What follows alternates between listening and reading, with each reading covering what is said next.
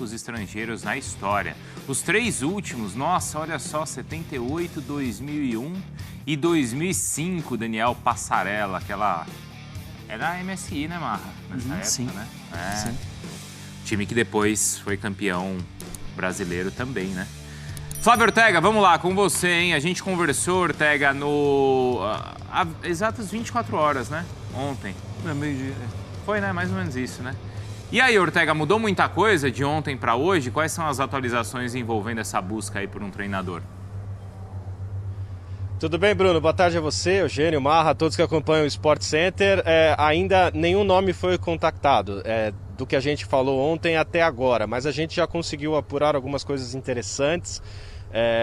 Existe um acordo entre os dirigentes para que exista o menor vazamento possível, se não nenhum, muito pela experiência ruim que eles passaram na última contratação de um técnico, quando vazou Renato Gaúcho, não.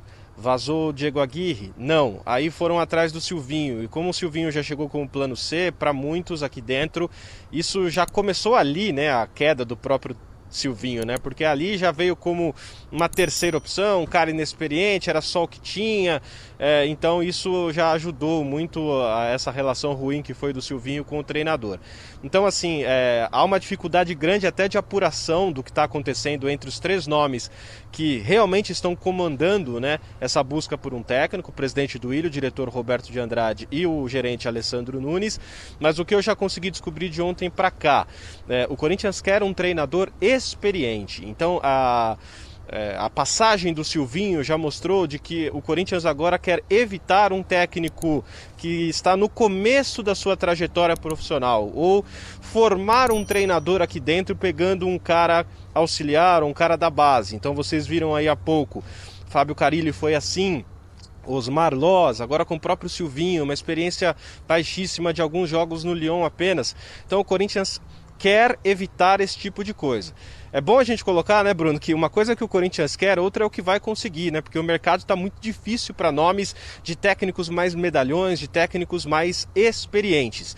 Então, o primeiro nome que surge é um nome que é pedido e uma pressão muito forte interna de torcedores, sócios, conselheiros para o presidente, é do Jorge Jesus. E a informação que eu recebi, conversando com uma pessoa de dentro do Corinthians, é de que um nome como esse, pelo histórico recente de sucesso no Flamengo, pela experiência, por se encaixar no perfil, livre no mercado, o Corinthians precisa, no mínimo, tentar entender o que está acontecendo. Então, através de intermediários, antes de qualquer movimento de proposta ou conversa, vai tentar saber coisas como, ele está disposto a treinar agora? Se sim, está disposto a voltar ao Brasil e a aceitar o Corinthians? Para isso, estaria disposto a ganhar muito menos do que, por exemplo, uma proposta que ele tem em mãos do futebol da Arábia Saudita? Então tem muita coisa que o Corinthians precisa entender do Jorge Jesus antes de qualquer movimento. E aí, se o português não estiver disposto ou não for possível, aí o mercado dificulta demais a vida do Corinthians, porque não existem tantos nomes assim. Muitos estão sendo especulados, mas por enquanto o único movimento é esse, Bruno, que eu tenho de informação. Estão tentando entender o que pensa o Jorge Jesus para saber se o Corinthians pode ou não iniciar um movimento pelo português. E vocês aqui concordam? Acham que o primeiro passo é conversar com Jesus? O que você acha, Eugênio? Fazer aquela oração.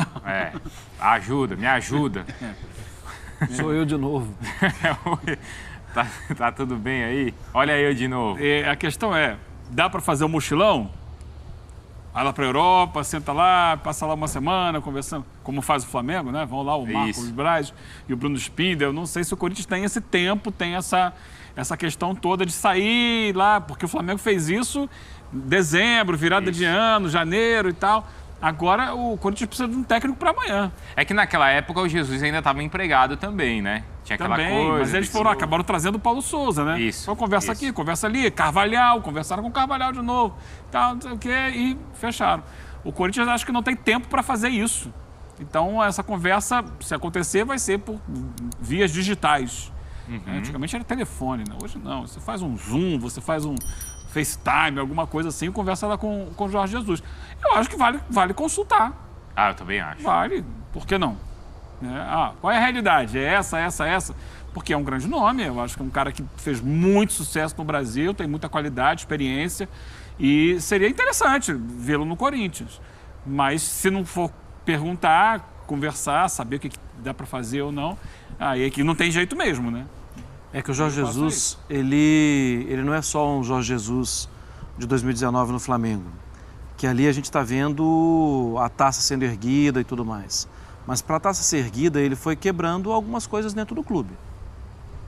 E aí você tem que saber se você está disposto a isso. Sim. Ele foi profissionalizando diversos departamentos do clube. Ele foi incomodando gente que antes não aceitava ser incomodada. Se ele chegar no Corinthians, não é que ele chega para dirigir o treino amanhã. Ele chega para saber como é que está a categoria de base. Por quê? Como é que está isso aqui? Por quê? Porque é o nome dele que está envolvido. É diferente. Você está disposto a pagar esse preço? Você está disposto a ter que explicar? Preparação física, departamento médico, fisiologia. Esse português cabeludo vai chegar aqui e vai querer saber tudo? Sim. É isso. Eu acabei... E talvez isso incomode alguma coisa lá dentro. Eu ainda não sei se o Ortega tem alguma informação em relação a isso, né, Ortega? Eu acabei de ler aqui no meu timão que o Corinthians não está disposto a entregar a chave, né, do centro de treinamentos. Não sei o que o Ortega conseguiu apurar. E, Ortega, ao mesmo tempo que a gente fala que por aqui os dirigentes tomam cuidado para não vazar nada, a gente vê que lá fora tem algumas coisas sendo vazadas, como, por exemplo, uma procura pelo Crespo. Você viu algo nesse sentido?